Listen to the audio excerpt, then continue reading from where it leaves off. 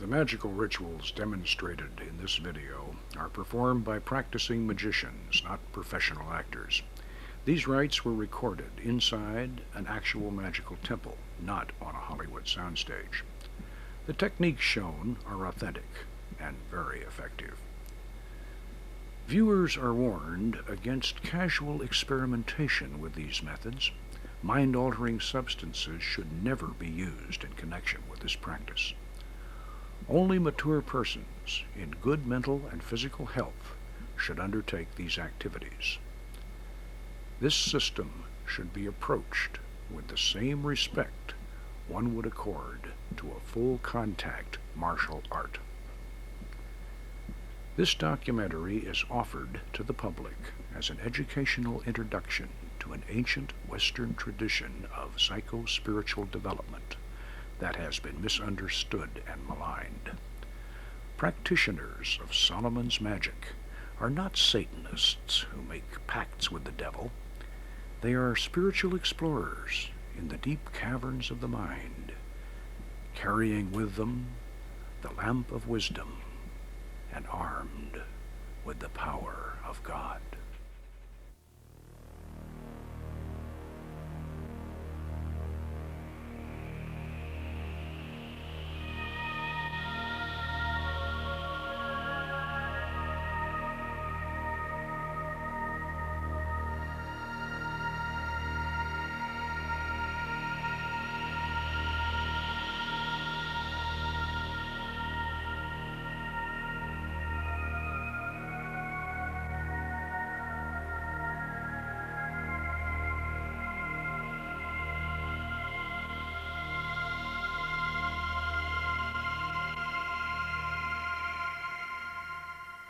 These be the 72 mighty kings and princes which King Solomon commanded into a vessel of brass, together with their legions. And it is to be noted that Solomon did this because of their pride. And when he had thus bound them up and sealed the vessel, he, by divine power, did hurl them into the depths of a lake in Babylon.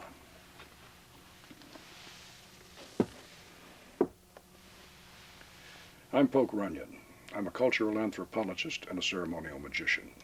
For the past 25 years, I've been studying and practicing our own culture's unique and powerful form of shamanism, while other anthropologists have completely ignored it. I've been fortunate enough to rediscover and reconstruct the actual techniques of ancient Western ceremonial magic. In this video documentary, we're going to take you along on an expedition to a strange world, in many ways more mysterious than the upper reaches of the Amazon, but a lot closer to home. For the very first time, we're going to show you the actual methods by which wizards and warlocks of olden times invoked holy angels and evoked lesser spirits to visible appearance and even had conversations with them. What you're going to see is real. These techniques are just as effective today as they were 1,000 years ago. These methods have nothing to do with mind-altering drugs, and you don't even need any special psychic talent. These are the secrets of a lost art that anyone with imagination and determination can master. My personal magical adventure started back in 1969. At that time, I was a reclusive bachelor eking out a living writing pulp fiction for paperbacks and men's magazines. After years of pounding a typewriter while chain smoking and constantly drinking coffee, my chronic indigestion finally turned into gut-wrenching stomach pains. The condition was misdiagnosed as an ulcer. Now, at that time, ulcers were thought to be psychosomatic, so being a macho former Green Beret, I wasn't about to become Casper and have to eat milquetoast. No sissy neurotic disease like an ulcer was going to change my lifestyle. So I set out to heal myself through mastering self-hypnosis. In desperation, I learned the art quickly and was able to suppress the pain. But then it would come back, and it would be even worse. and I took myself about as deep into trance as anyone has ever gone, but I could not heal that ulcer because, as the doctors finally discovered when I was almost dead, I was carrying within me a gallbladder that had turned to solid rock. In the latter stages of my illness, I was in a state that I now realize was a toxic psychosis.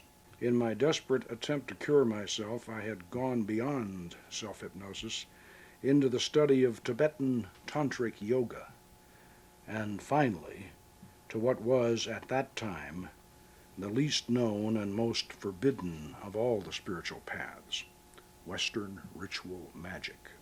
I had been studying books about Western ceremonial magic, and even the old grimoires themselves, the medieval Key of Solomon, and the more notorious Goetia of the Lemegeton, the so-called Lesser Key, which catalogued and described the 72 genii of the Arabian Nights that old King Solomon had imprisoned in a fabulous brass vessel. In my irrational state, I was totally convinced that there was a hidden truth behind this fantastic story.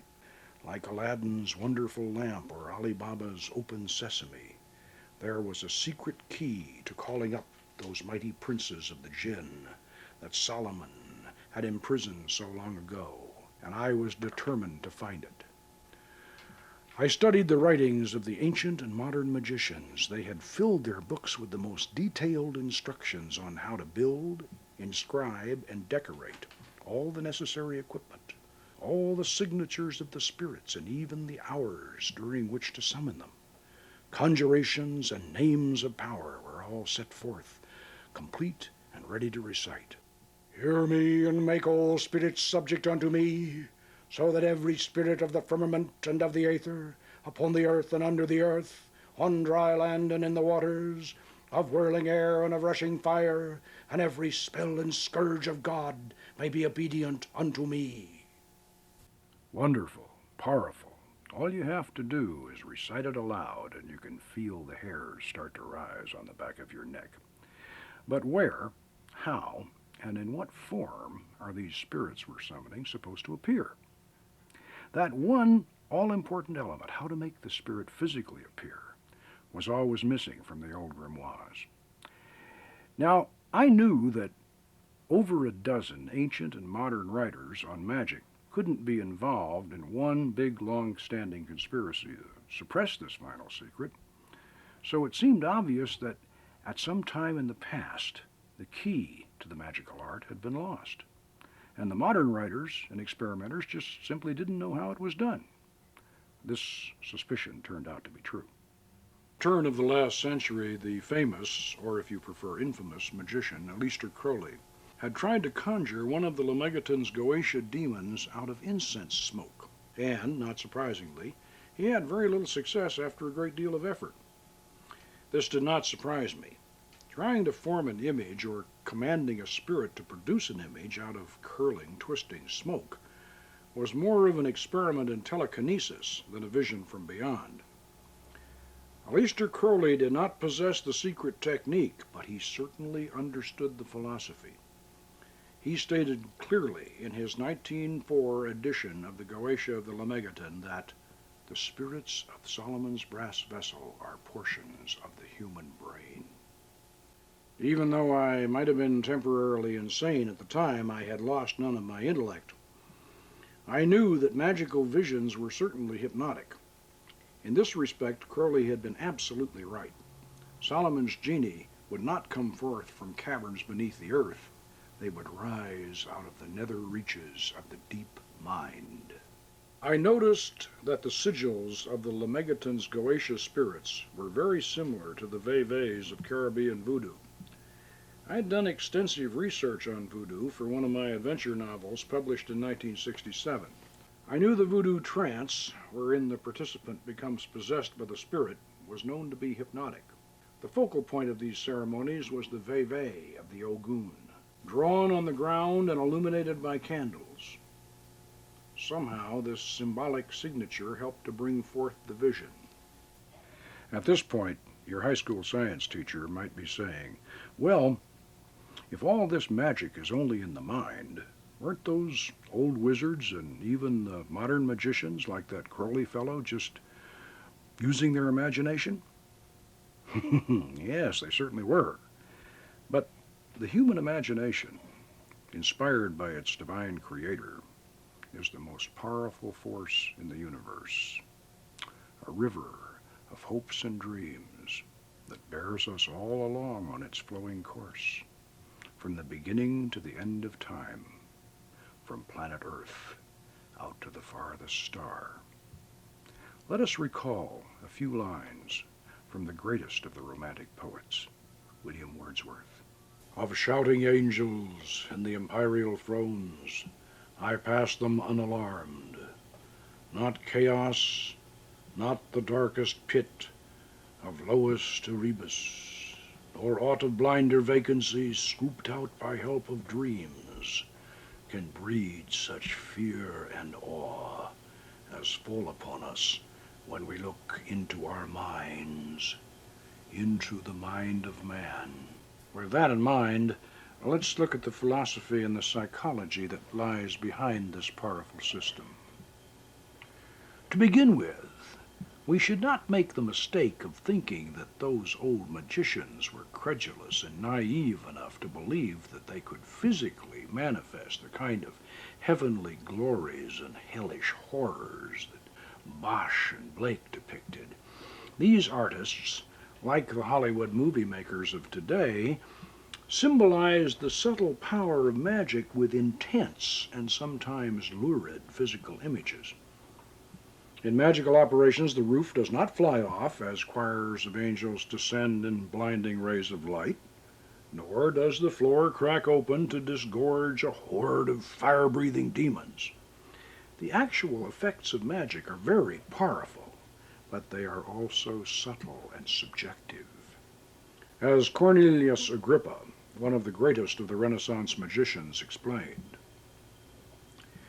there is another meaning than what is writ in the bare letters about this magical art.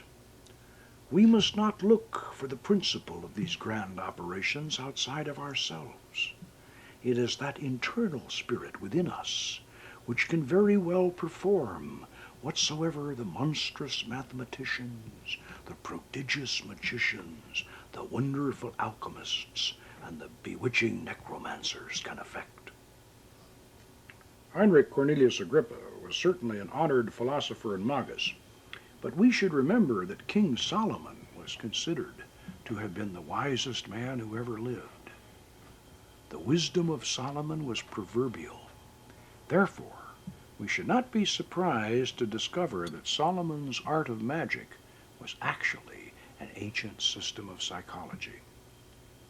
But before we assume that the spirits of our brass vessel are merely a collection of private individual fantasies and yearnings, we must remember that the ancient philosopher known as Hermes Trismegistus, called thrice greatest Hermes, declared in his famous emerald tablet,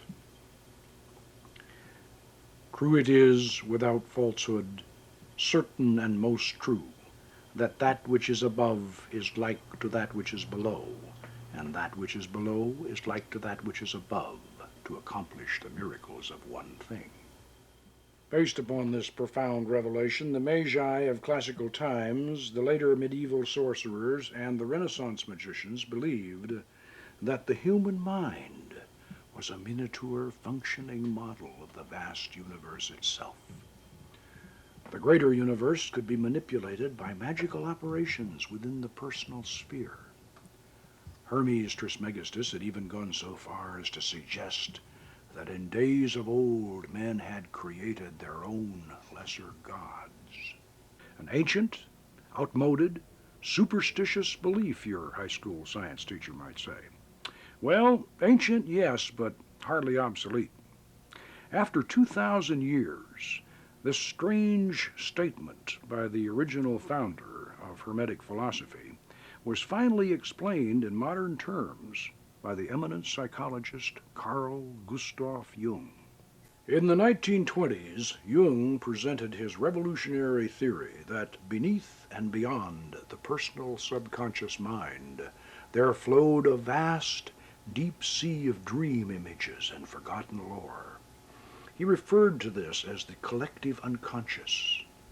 This mysterious psychic ocean was not the exclusive property of any individual human being. It was a dimension shared by all of us.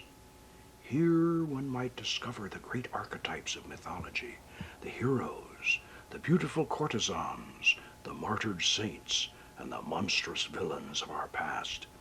Here were the mysterious man-created gods, which Hermes Trismegistus had written about so long ago. And here were the demons of King Solomon's brass vessel. Jung's famous colleague, Sigmund Freud, was quick to realize the significance of what Jung had discovered, or rediscovered, and Freud was horrified by it. "Carl," he whispered, "you must not present this theory to the public, for if you do, you will release a black flood of occultism." But it would take more than Carl Jung's archetype and collective unconscious theories to release this flood of occultism that Freud feared. Theories by themselves do not produce results. For results, the magician still depends today, as he did thousands of years ago, on methods and techniques.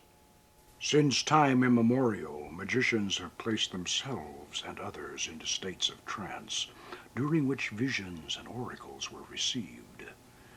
We now know that this process was hypnotic, and that all the phenomenon we have come to associate with modern hypnosis was in fact known and practiced by ancient sorcerers under the guise of fascination, spellcasting, and enchantment. The powerful hypnotic effect achieved through a fixed gaze on a reflective surface is the reason why the crystal ball or shoe stone and the dark mirror or speculum were used by wizards of olden times as their spiritus loci, the actual place where angels and spirits could be conjured to visible appearance. This was, and still is, a hypnotic process. And yet the final secret of how to employ these magical aids was always missing. With all the atmosphere, the philosophy, the paraphernalia, the powerful conjurations, and the hypnotic effects, a spontaneous vision in the crystal or in the dark mirror always depended upon some special psychic ability. One had to be a natural medium.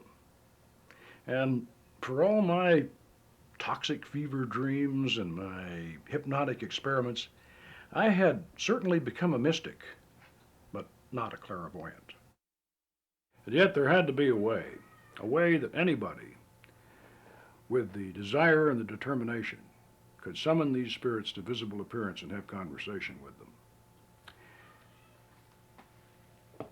I tried placing a crystal ball in the triangle, but then when I stepped back inside the magic circle, as the operator was supposed to do according to the ancient texts, the 60-millimeter ball appeared the size of a doorknob. I knew that the crystal had to be used inside the circle for the invocation of the angels. And yet, we had to put something in that triangle. Something fascinating, something hypnotic, and something large enough to provide a viewing surface. Yes, the speculum, the dark mirror, and what better entrance into those caverns measureless to man the poet Coleridge had envisioned in his mystic eye. It had to be the dark mirror. But how to use it? How to make it actually work, I asked myself. And then something that I had read the year before jogged my memory. Something about the use of dark mirrors in the Far East. The final clue had been sitting on my bookshelf all the time. The book was called Tantra, the Yoga of Sex by Omar Garrison. In this work, the author described an ancient Oriental method of invoking the images of previous incarnations from the reflection of one's own face in a dark mirror flanked by candles. As I reread this section in Garrison's book, I felt a shiver of excitement. I was experiencing the same thrill that an archaeologist must feel as he brushes away the sand and looks down at the unbroken seal of an ancient royal tomb. I tried Garrison's experiment, and I found that it worked with remarkable effectiveness.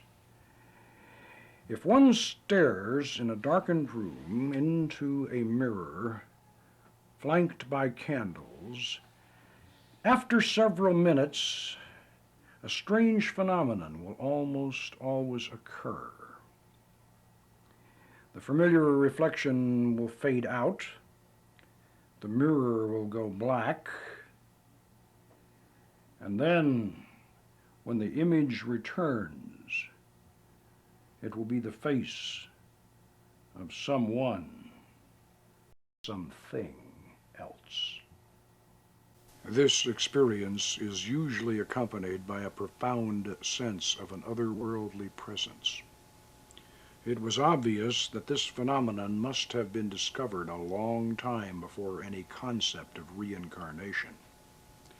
It probably went back as far as the Paleolithic, when Stone Age people stared fascinated at their reflections in dark, still pools of water, seeing the strange transformation occur and being convinced that they were in the presence of their gods. I suspected that in a ritual setting using traditional conjurations and symbols, specific spirits and even ancient gods and goddesses might be summoned from the other side. This might well be the hidden meaning behind that strange passage in the Bible that reads, "God fashioned man in his own image." I command thee by the Tetragrammaton, Amashao, by which the elements are overturned. The air is sundered, the fire is generated, the earth moves, the sea rolls back, and all the host of things celestial, of things terrestrial, of things infernal, do tremble and are confounded together. Come, appear before this circle, within that triangle, in fair and human form, without horror or deformity and without delay. Come from whatever part of the world thou art and answer my questions. Come presently, come visibly, come affably and manifest that which I desire. Being summoned by the true and living God, Eliorum, I command thee by the particular king who rules over thee, the mighty Amaymon, and by the power of the archangel Raphael, I command thee, appear before me, and speak unto me in a clear, intelligible voice in my mother tongue, free from ambiguity and guile. Come in the name of Adonai Zebaoth. Come, why dost thou tarry? Adonai Shaddai, King of Kings, commands thee. I've not been dead, but only sleeping, hardly longer than a wink. I'll be up and rolling thunder once I have another drink.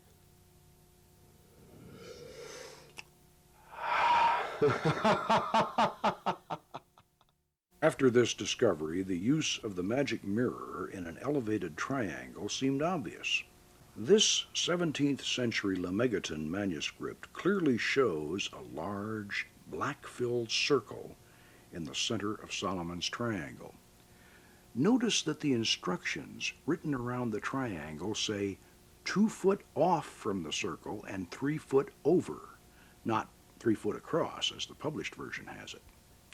The triangle was intended to be raised up to eye level, and this drawing from a 16th century manuscript by the mysterious Dr. Thomas Rudd shows a mirror on a stand with Solomon's secret seal from the Goetia of the Lemegeton clearly depicted on the reverse side, exactly like my original setup. We know that polished obsidian mirrors were used in the Neolithic Middle Eastern city of Kut al-Hayuk as far back as 9,000 years ago, before the Great Flood. And later, in the time of Solomon, the Egyptians and the Canaanites made mirrors of polished copper and of silver, metals attributed to the planet Venus and the moon. I extended my experiments to include others, and I soon discovered that it was even more effective if the magician stood behind a passive receiver who could then concentrate totally on the mirror. Under the power of the Archangel Uriel, through the angel Mendiel, in the realm of the king Zemanar, common thee by Barlamensis, Barliciensis, Almantia, Apollodosaidi. I am here. What do you desire of me? And so I had the secret. Like Dr. Frankenstein, I had learned how to do it. But even though I may have been just as obsessed as the fictional Victor Frankenstein, I didn't want to make his mistake. Before I opened the brass vessel and released these spirits into the world again, I wanted to fully understand the philosophical and spiritual significance of a system that had been such a closely guarded secret for so many thousands of years. I had to ask myself, was it possible that there were slumbering demons in our past that, as the late Howard Phillips Lovecraft had suggested, might better be left unawakened? How had the beautiful goddess Astarte and her handsome consort, Prince Baal, the thunder god, been transformed into demons in the medieval books of black magic? Well, I found the answers to these questions in the mysterious, long-lost biblical Book of Enoch. In those mythical prehistoric times before the Great Flood, the Book of Enoch tells of a war in heaven in which God and his loyal host of angels, led by the Archangel Michael, were arrayed against a horde of rebellious angels who had lusted after the daughters of men and had descended to earth, where they were breeding a race of giants and were teaching humans the forbidden secrets of sorcery and magic. The Book of Enoch goes on to relate that the four great archangels, Michael, Raphael, Gabriel, and Uriel, came down and imprisoned these fallen angels at the four corners of the earth, where they became known as the Watchers. Jewish, Christian, and Islamic theologies retained the traditional loyal angels of heaven, especially those four great beings who rule the quarters of the universe, Raphael, Michael, Gabriel, and Uriel. But they had no place for the gods and goddesses of the ancient pagan religions they had conquered. And so the rabbis, the priests, and the imams practiced a sleight of hand trick and reclassified the homeless but not forgotten pagan deities as those same fallen angels who were already chained in deep pits at the ends of the earth. Thus, their greatest rival, the Canaanite thunder god, Prince Baal, became the demon Baal, first among the ranks of the fallen, who was said to appear as a cat, a toad, or a man, or all three at once, and to grant the power of invisibility. Prince Baal's beautiful consort, the goddess Astarte, queen of heaven and mistress of the temple of love, was transformed into the demon Astaroth, described as a hurtful angel with bad breath, but who, when summoned, would reveal the true history of the fallen angel, and she certainly has fulfilled that promise. This prehistoric myth of the fallen angels laid the foundation for a Middle Eastern legend about the biblical King Solomon, who was said to have been the greatest magician of ancient times. According to our legend, Solomon, armed with the power of God's holy angels, bound and sealed those 72 rebellious spirits, or genii, into the brass vessel, from which he called them forth to do his bidding, even to assist him in building the great and holy temple at Jerusalem. But can our fantastic legend have any truth behind it? Are we really seeing these ancient gods and goddesses who became the fallen angels in the dark mirror in our magic triangle? Are the strange voices that speak through our lips during the magical channeling process really coming from these deities and demons of the dim past? Have we actually opened that lost portal between the worlds? And if so, can these powerful genii be commanded to reveal hidden knowledge and accomplish wonderful things? Well, the only way you're going to know for certain is to look into the dark mirror yourself. But I warn you, unless you take Solomon's magic very seriously, you should have nothing to do with these experiments. This ancient art is not a party game or a Halloween prank. There is no place in the magic circle for the dabbler or the thrill seeker. Every aspect of this system, spiritual, psychological, and technical, must be thoroughly understood before these experiments are undertaken. Like knights of olden times, magicians must be trained, armed, and armored before they go on a quest into the spirit realm.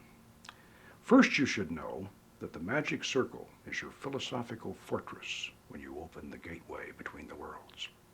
It represents the perfect circle of the vast universe and the unbroken boundary of your own being, which are one and the same when you practice Solomon's art. As above, so below. As within, so without. You should know that even back in ancient times, the triangle represented the philosophical first plane of manifestation. It acts as a cage containing and restraining the spirits you evoke. For the moment, let us imagine that we are participating in the original act of creation, back at the dawn of time, out in the vast reaches of cosmic space. First, we will create just one point. Next, we, or God, will establish a second point and connect it to the first, so that we have a line. Then, when we plot our third point, we have our triangle, the first flat surface. Now, when we create point 4, we have the first solid. We have created a thing. And as long as we refrain from establishing point 5, setting our thing in motion, we will constrain our creation to remain in its position. We will keep our spirit within the triangle. Traditionally, the name of the Archangel Michael, the angel of power, was separated into 3 syllables, M-I-C-H-A-E-L, and written in the corners of the triangle, to add a visual emphasis to the symbolic geometry that bound the spirit. You must understand this concept thoroughly before you open Solomon's brass vessel and release the genie.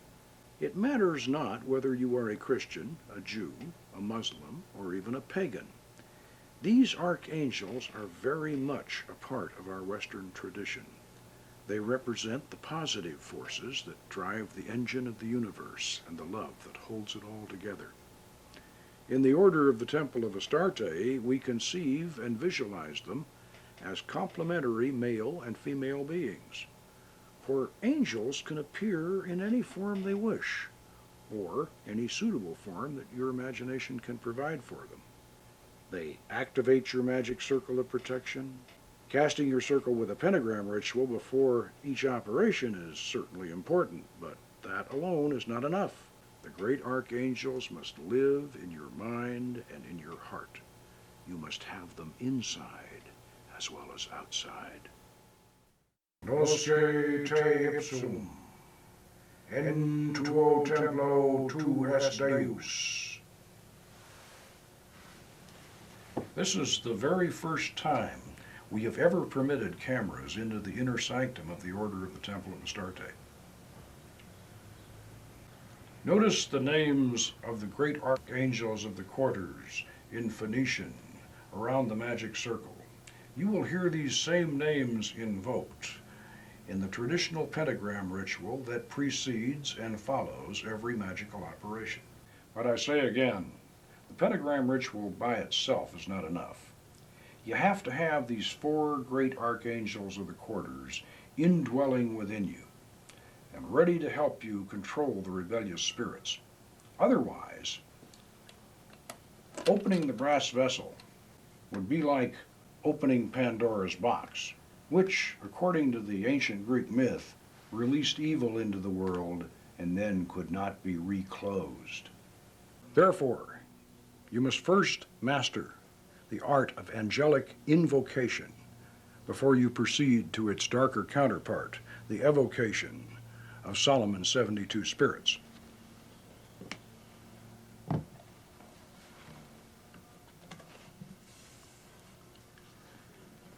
Along with the secret of the mirror in the triangle, the other crucially important element missing from the Goetia was the fact that the 72 spirits of the brass vessel had 72 direct counterparts in the holy angels of the Shemham Farash, or extended name of God.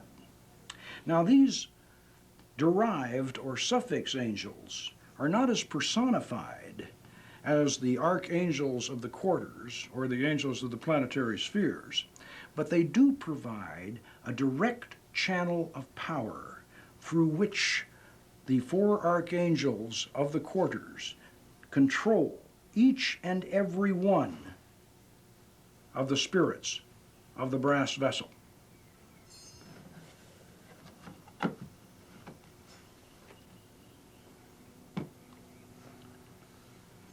Unless this concept is understood and integrated into your goetic operations, you are on spiritually dangerous ground. These Shemham Farash angels even have their own sigils, and there is a short invocation for each one of them. The careful operator should use both. And before anyone in the Order of the Temple of Astarte is allowed to participate in goetic operations, we insist that they experience a series of 4 archangelic invocations. So how do we invoke the archangels? Well, there's another book in the Lemegeton Compendium that probably should have been published with the Goetia. It's called the Magick of Solomon, and gives us a very effective method for invoking, and by that I mean calling down the angels. The original Almadel was a tabletop device made entirely of wax. This was an ingenious design. The square slab of wax had holes at each corner, through which the 4 candles were inserted, leaving enough length below to raise the little platform high enough so that a small incense burner could be placed beneath it, from where the incense fumes could rise through another set of holes to envelop the crystal shoe stone in mysterious tendrils of fragrant smoke, thus adding to the hypnotic effect. As with the Goetia, the secrets of the Almadel were not clearly explained in the Lemegeton. I had to use equal measures of scholarship and inspiration to reconstruct and fine-tune the system. But the effort was certainly worth the trouble, because the Almadel angels control the Goetia spirits. I know that statement may be surprising to some magical scholars who never look beyond, to quote Cornelius Agrippa again, what is writ in the bare letters. The Almadel's angels are not arranged in an ascending hierarchy. They are attributed to the 4 quarters and the 12 signs of the zodiac, with each of the 4 quarters governing the 3 astrological signs particular to its nature. In other words, the signs of air, fire, water, and earth, which we know are governed by the four great archangels of the quarters, Raphael, Michael, Gabriel, and Oriel. Realizing this, we can simply disregard the late 17th century hodgepodge of garbled angelic names the Lemegeton's scribe has attributed to these altitudes, and thus restore the Almadel system to its full power and purpose, as shown here in our master mandala. Each of the four great archangels of the quarters empower three sets of 6 Shemham Farash angels, who in turn control 3 sets of 6 counterpart Goetia spirits, which are distributed 2 to each of the 36 decans, or 10-degree divisions of an astrological sign. This occurs in similar order all around the zodiac. If you find this confusing at first glance, you can study the Master Mandala in the companion book to this video, the Book of Solomon's Magic. The design may appear complicated, but it is actually quite simple and easy to work with. You will note that our modern Almadel is combined with the traditional double cube altar. We have shielded the candles at the 4 corners, and an incense chamber below has been added, with slots cut around the central compass rose to allow the rising smoke to surround our crystal shoestone, which is placed on our master mandala that unifies the Goetia and Almadel systems in one all-encompassing design. Notice that we've placed low stools around the foot of the altar so that 4 or more people may sit and gaze up at the smoke-shrouded crystal, haloed in spectral light, with nothing else in their field of vision. Now, let's see how this works in actual practice. Before every magical operation, whether of invocation or evocation, we open our circle and call down the archangelic guardians of the quarters with a Golden Dawn style invoking ritual of the lesser pentagram, and at the conclusion of the ceremony we will employ the banishing version of the same rite to close and seal the gateway between the worlds. Ata, Malkut, Vegabura, Vegaduda, Deolam, Om.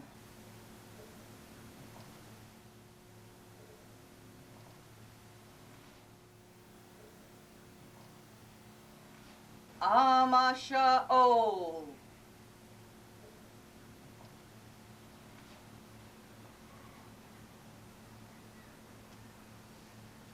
Adonai.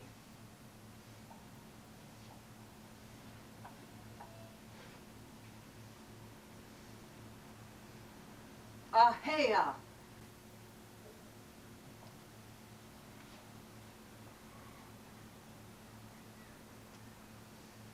Ata, Gibor, Leolam, Adonai.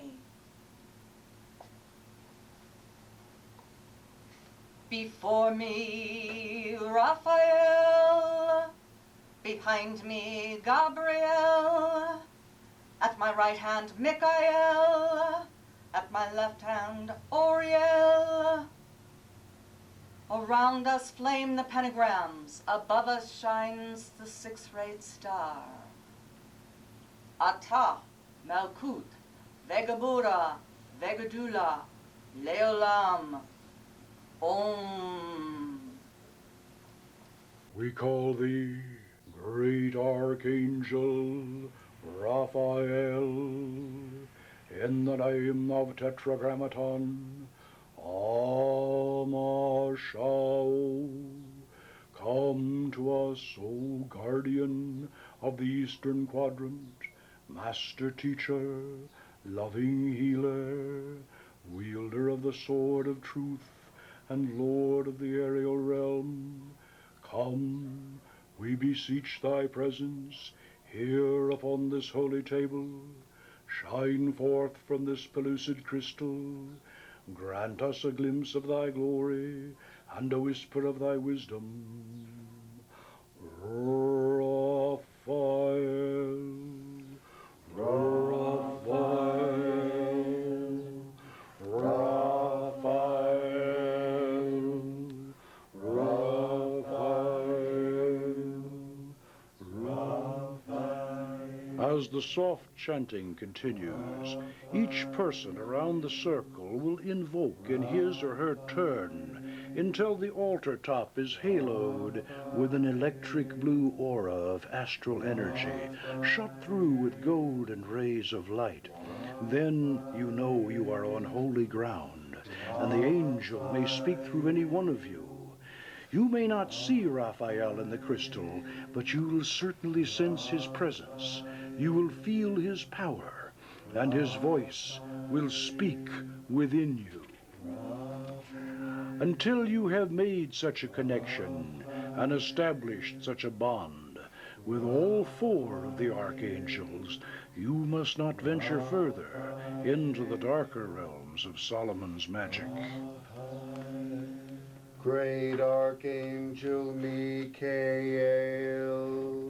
guardian of the southern quadrant, master of the sacred lands, warrior and defender, lord of the realm of fire, come, grant us a measure of thy power and a warning of any dangers that might lie before us.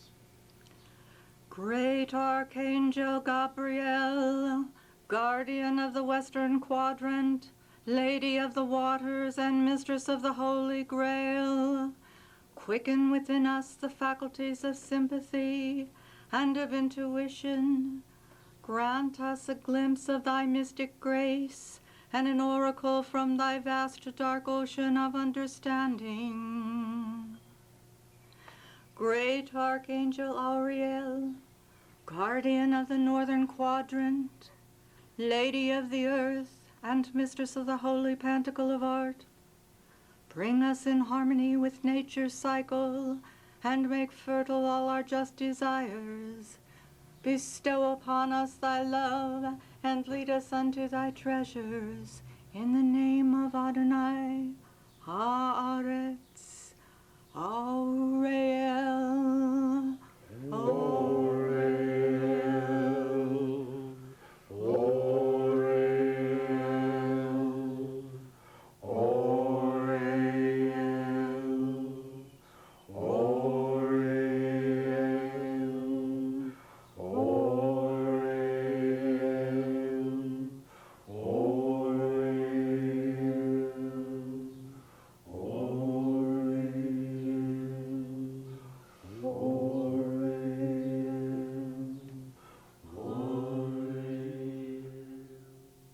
Remember, you're invoking these angels, not evoking them.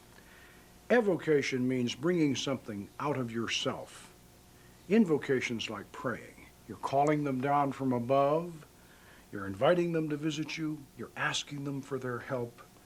So you shouldn't command them, and you certainly shouldn't banish them after the operation is over.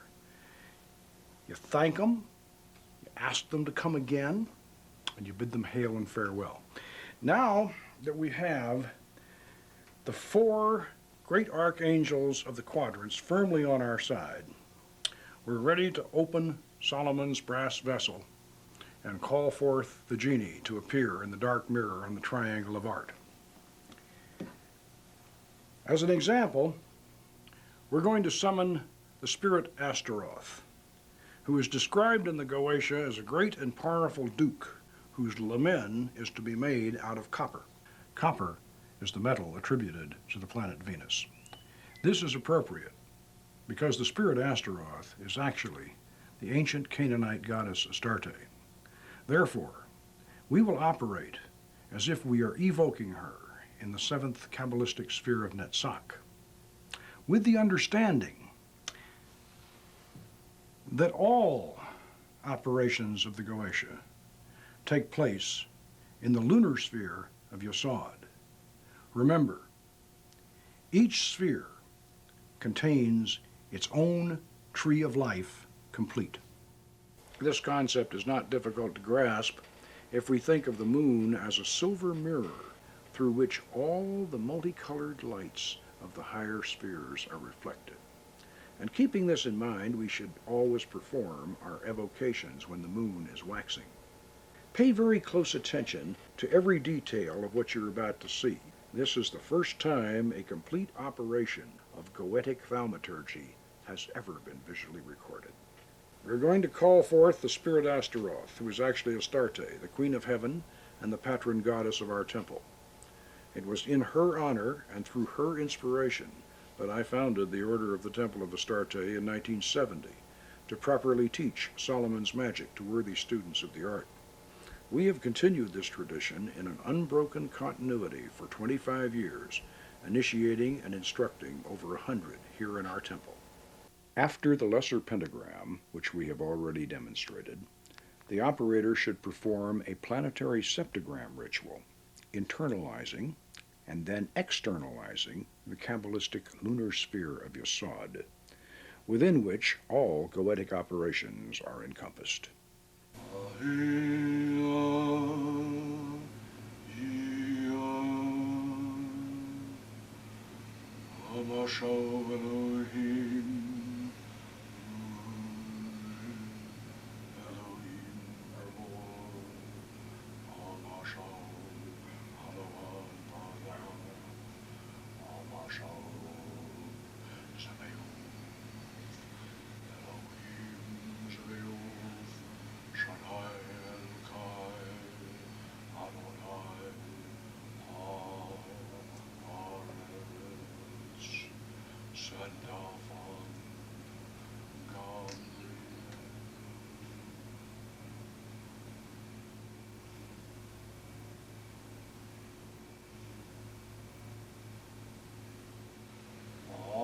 Rita Shaddai El Kai.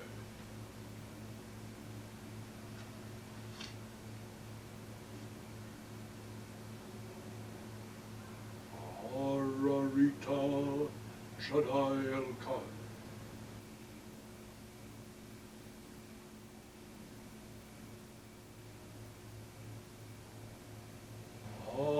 Rita Shaddai El Kai.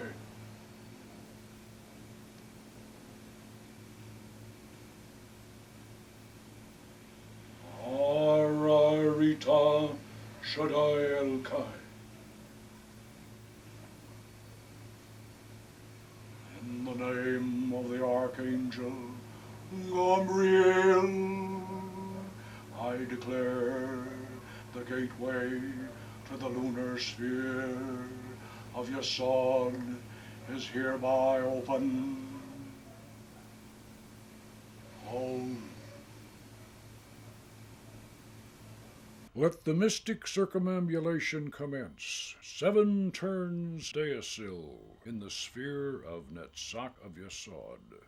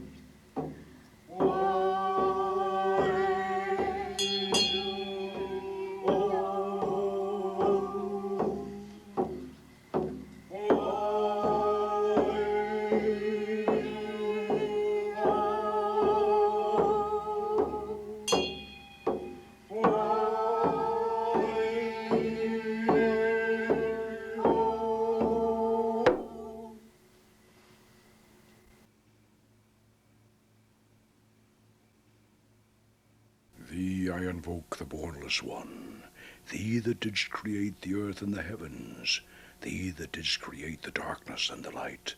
Thou art Osiris and Ophrys, Osiris the beautiful, whom no one hath seen at any time. Thou hast distinguished between the just and the unjust. Thou didst make the female and the male. Thou didst produce the seed and the fruit. Thou didst form us to love one another and to hate one another. I invoke thee, the terrible and invisible God who dwelleth in the void place of the Spirit. I am he, the bornless Spirit. I am he, the truth. I am he who hates that evil should be wrought in the world. I am he that brings the lightning and the thunder. I am he who showereth life upon the earth. I am he, the grace of the world. The heart girt with the serpent is my name. Come thou forth and follow me, and make all spirits subject unto me, so that every spirit of the firmament and of the aether, upon the earth and under the earth, on dry land or in the water, of whirling air or of rushing fire, and every spell and scourge of God may be obedient unto me. Domini delixi decorum Dominus Tue, et locum habitationis gloria Tue, Mendiel.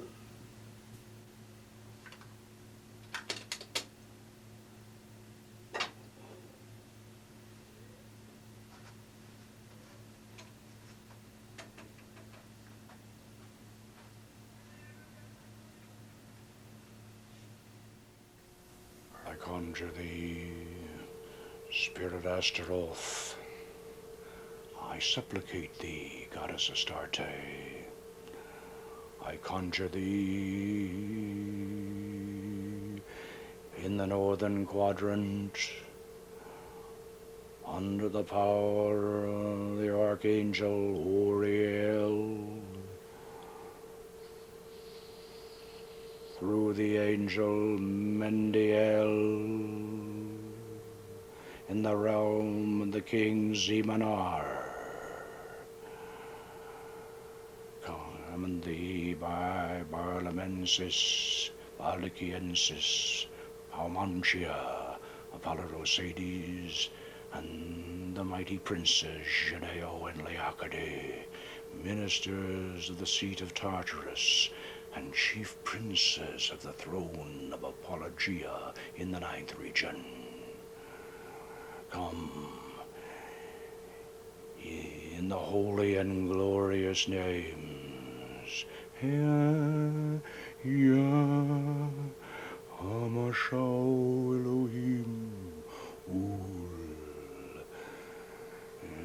Elohim Gabor, Amashau Alavavadas, Amashau Zebaoth. Come, appear before this circle, within that triangle, in fair and human form, without horror or deformity, and without delay. Come from whatever part of the world thou art, and answer my questions. Come visibly, come affably, and manifest that which I desire. Being summoned by the true and living God, Eliorum, we command thee also by the Tetragrammaton.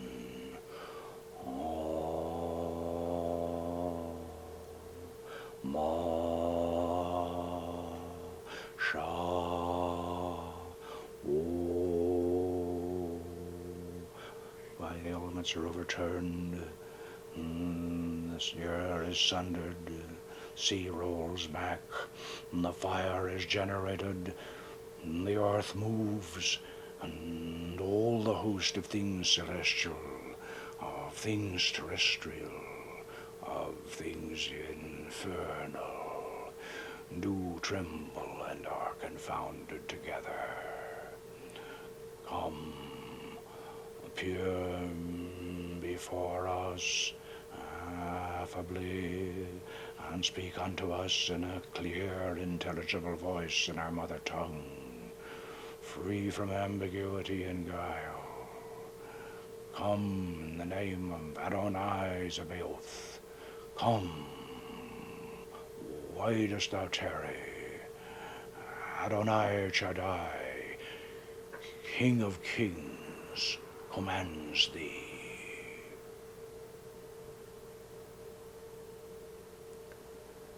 Do you have a presence? Yes, she is here.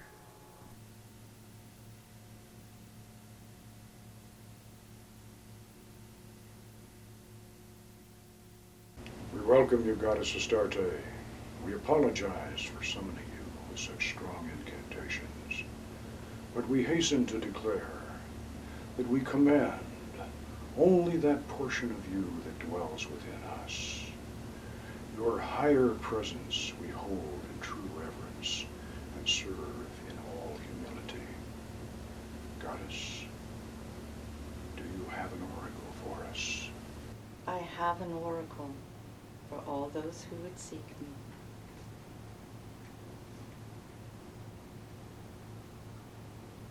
Each priestess must call me forth through her own image and in her own time.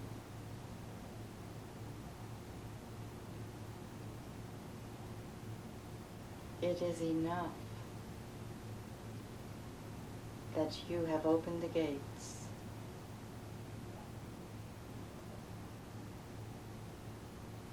Now, each one must make her own sacred journey.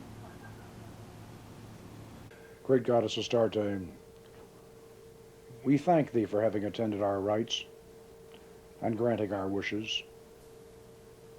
And as we release your special presence to return to your lovely realm, we ask that your essence remain stronger within us. And we ask that you return to us when called by the rites of holy magic. Hail and farewell.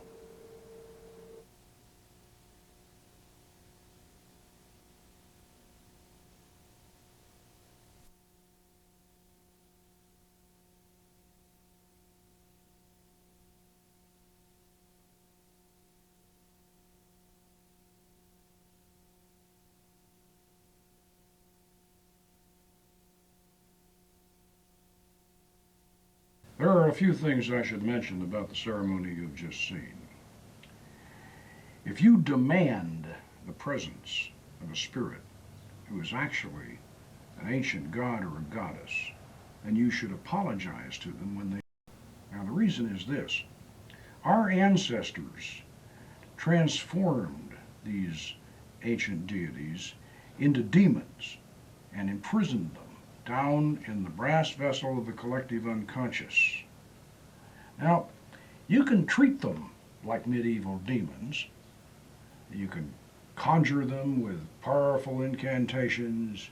You can use the curse of chains, or you can torment them into coming by burning their sigils. But then how do you think they're going to treat you? Remember, they are part of you, just as you are a part of the universal mind which we all share. They appear from the collective unconscious through your reflection when you evoke them. And they return to the universal mind through your image when they depart.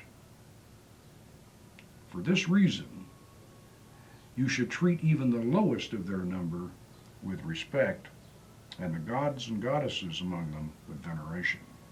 And for this reason, you should never, under any circumstances, attempt to use this system of evocation to bring harm to any other person. Now, the reason for this should be obvious, but just to make sure you understand, this would be magically similar to calling up your enemy on the telephone and then detonating a hand grenade inside your phone booth instead of his. He may hear the explosion, but you're the one who's going to get blown up. Think about that. Recall the proverbial wisdom of Solomon. Remember that the genii of the brass vessel were charged with teaching us the arts and the sciences. Therefore, we should use Solomon's magic to grow in wisdom and understanding. We should use these secret methods to explore the inner realms of the astral plane and to experience the glories of the angels and the wonders of the spirit realm. If you use Solomon's magic in God's name and with a pure heart, you have nothing to fear, and others should have no reason to fear you.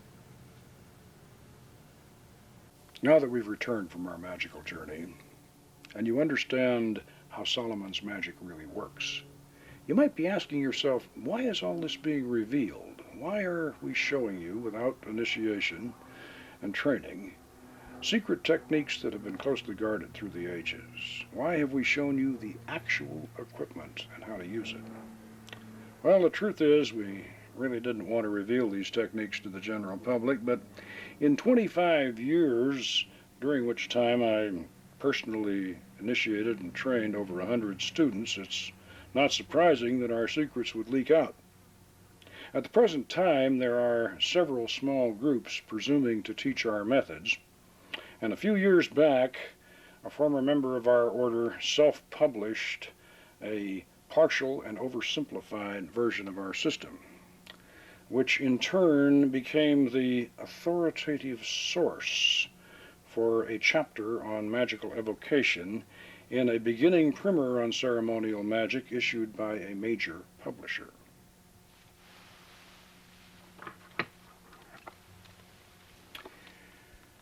Recalling the magical misadventures of that world-famous mouse in Walt Disney's film Fantasia, we might say that these apprentice sorcerers have opened the brass vessel and let out all the spirits, which has compelled me to come down from my wizard's tower and show you how to get them all back in again. I was responsible for the rediscovery and the modern development of the Goetia Almadel system we have explained and demonstrated in this video. And because it's no longer a secret, I now feel obligated to make the authentic and genuine system available to all sincere students who want to learn how to correctly practice this ancient art. If you wish to research more deeply into the Solomonic system, please refer to the Book of Solomon's Magic by Carol Polk, Runyon. This work serves as an excellent companion to this video cassette. It provides illustrations and detailed instructions, enabling students to create their own temple equipment. Most importantly, this volume contains the Master Mandala, that is the essential key to the successful practice of this art. To order postpaid, send a check or money order for $24.95 plus $7 for foreign airmail to the Church of the Hermetic Sciences, Incorporated, P.O. Box 403, Silverado, California, 92676.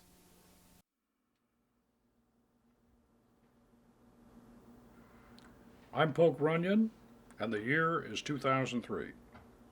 We first released the Magick of Solomon video in VHS format in 1996. Since that date, it has sold thousands of copies. You have just seen the completely remastered, enhanced DVD version of this occult classic released for the 21st century. Now, before we show you the historic OTA footage that we promised, I should make a slight correction on a statement that I made in the original version. Now you'll recall that when we opened the temple sequence, I said, "This is the first time we have permitted cameras inside our temple." I should have qualified that statement because 24 years earlier, over in our Lake Avenue, Pasadena temple, one of our members shot film footage of early OTA operations. This film footage was shown on a nationwide network TV show in 1974, and it was rebroadcast in 1975. What you will see is an early version of the OTA Communion of the Elements ceremony and excerpts from a demonstration goetic operation. If you look closely, you will see the upright triangle with the dark mirror in the center, and in reverse you will see the seeress holding the evocation candles, while you see the magus, myself, behind her, intoning the conjuration and manipulating the wand. Watch closely. Also, Mr. Polk Runyon, who by day is a salesman, by night is Grand Master of the OTA, the Order of the Temple of Astarte. Am I saying that correct, Mr. Runyon? This is a pagan organization which has as its focus the study and practice of ceremonial magic. And Mr. Runyon has with him this evening a bit of film, I believe, which we'll be seeing a little bit later on. But before we show that, I'd like to ask Mr. Runyon first about the Temple of Astarte and ceremonial magic. Is it similar to what Isaac and Ed, I was almost going to say Fitch the Witch again.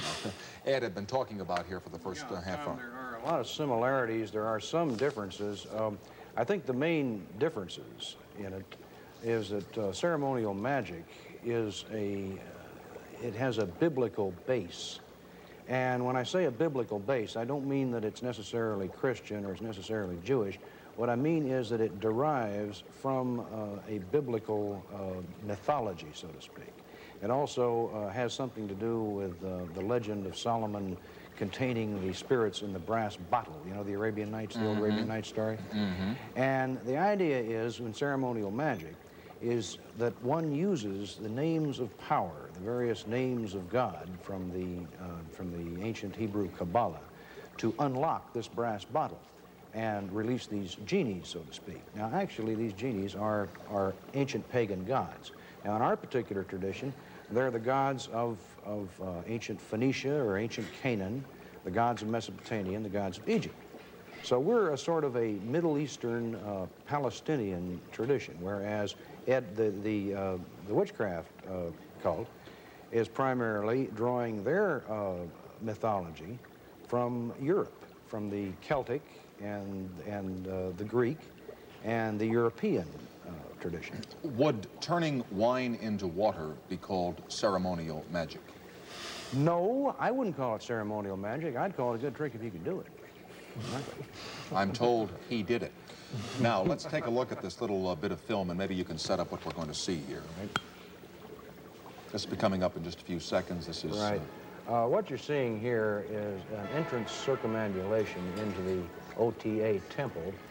The members are coming in and preparing to receive the opening charges, which they'll be receiving as they open the lodge. Now, here is the high priestess opening the temple, and the lights of the lodge, of course, will be lit. This is a communion of the elements. This is a mass of 7 sacraments. You see the dagger and the cup that Ed was talking about there a little while ago. This is a tradition we share with the witchcraft cult.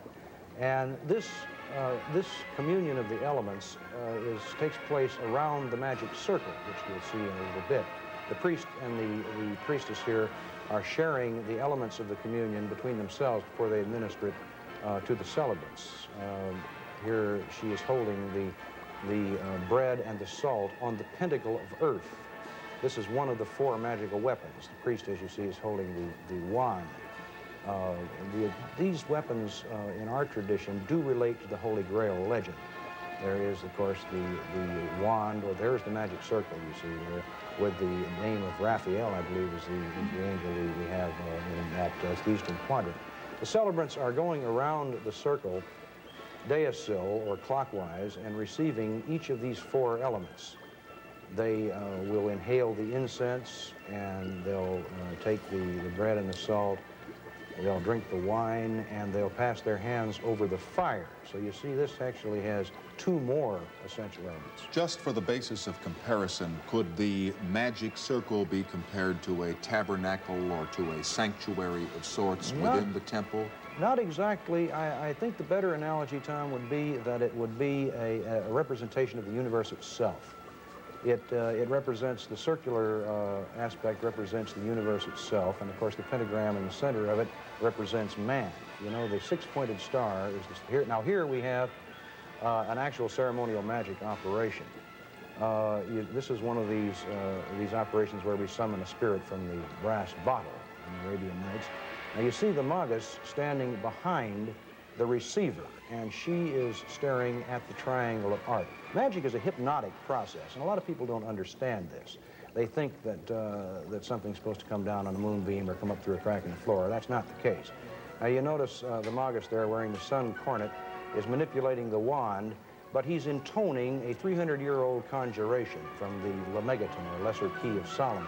The receiver there, or the seeress, is holding the evocation candle, staring at the triangle of art. She is in a trance, and she will evoke one of these god forms from her deep mind, or her unconscious, if you will, and she will see it as an extra-personalized entity outside the circle. After what you've just seen, there can be no doubt that we were the original innovators and developers of the dark mirror facial reflection method of Solomon's goetic evocation. Thank you for your continued interest and your support. Before we close, I'd like to call your attention to our other video production, The Dark Mirror of Magic, the Visago Millennium Prophecy, which is now also available on an extended DVD version. This is a complete record of a goetic operation in which a major prophecy for the new millennium was revealed and is already coming true. And finally, watch for the new, expanded, and revised second edition of the Book of Solomon's Magic, which is the essential companion volume to both of our video productions. Good magic, and Goddess bless. In closing, please remember that Solomon's Magic is a valid spiritual and philosophical art form. It is also a very powerful system of personal transformation that should not be misused. Anyone with neurological or psychological problems should consult a medical professional before undertaking these experiments. The Order of the Temple of Astarte does not train persons under the age of 18 in magical evocation. We recommend that this policy be followed by any person or group using the techniques we have demonstrated. This is not an activity for children or impressionable teenagers. The preceding documentary was introductory. The producers of this video may not be held responsible for any ill effects that might result from attempts to replicate these methods without further instructions and training. Aima Hanoga, Aima Malka, Ata Gibor Leolam. The work is finished. The temple is closed.